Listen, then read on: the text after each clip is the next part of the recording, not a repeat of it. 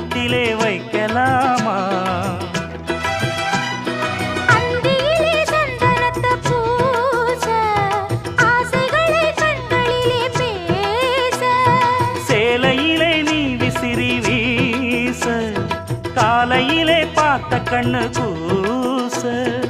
என்ன சுகமோ எப்ப வருமோ என்னென்னவோ பண்ணுதையா ஆசை.